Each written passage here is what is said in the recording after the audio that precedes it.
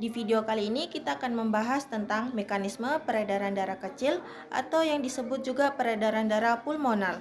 Fokus kita adalah bagaimana darah mengalir ke paru-paru dan kembali lagi ke jantung. Yuk kita simak. Nah, sekarang kita akan masuk ke dalam penjelasan alur peredaran darah kecil. Berdasarkan berbagai sumber literatur ilmiah dan jurnal kesehatan, peredaran darah kecil atau biasa disebut pulmonal adalah sistem sirkulasi yang mengalirkan darah dari jantung ke paru-paru dan kembali lagi ke jantung. Tujuan utamanya adalah untuk melakukan pertukaran gas, yaitu melepaskan karbon dioksida dan mengambil oksigen dari paru-paru. Alurnya dimulai dari darah kotor yang banyak mengandung karbon dioksida berada di bilik kanan atau biasa disebut ventrikel kanan jantung. Dari bilik kanan, darah dipompa melalui arteri pulmonalis menuju paru-paru. Di paru-paru, darah akan mengalami proses pertukaran gas. Setelah itu, darah yang sudah bersih dan kaya oksigen akan kembali ke jantung melalui vena pulmonalis. Darah tersebut masuk ke dalam serambi kiri atau biasa disebut atrium kiri. Sekarang kita akan masuk ke dalam proses peredaran darah kecil. Peredaran darah kecil adalah jalur aliran darah dari jantung ke paru-paru dan kembali lagi ke jantung. Prosesnya dimulai dari serambi kanan yang menerima darah kaya dengan karbon dioksida dan meneruskannya ke bilik kanan. Bilik kanan memompa darah yang kaya karbon dioksida ke paru-paru melalui arteri pulmonalis.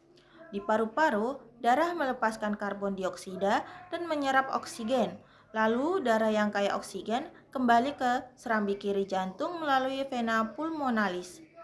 Oleh serambi kiri, darah yang kaya oksigen diteruskan ke bilik kiri untuk diteruskan ke seluruh tubuh melalui peredaran besar. Nah, fungsi utama peredaran kecil yang pertama, mengangkut darah dari jantung ke paru-paru untuk mengambil oksigen. Yang kedua, melepaskan karbon dioksida dari darah. Dan yang ketiga, menyiapkan darah yang kaya oksigen untuk disirkulasikan ke seluruh tubuh melalui peredaran darah besar. Sekarang kita akan masuk ke dalam proses pertukaran gas. Gimana sih cara kerja paru-paru kita untuk menukar oksigen atau O2 dengan karbon dioksida CO2? Yuk kita bahas sama-sama. Paru-paru kita punya jutaan kantung kecil yang bernama alveolus. Nah, di sini O2 dari udara yang kita hirup masuk ke pembuluh darah kapiler, sementara CO2 dari tubuh kita keluarkan.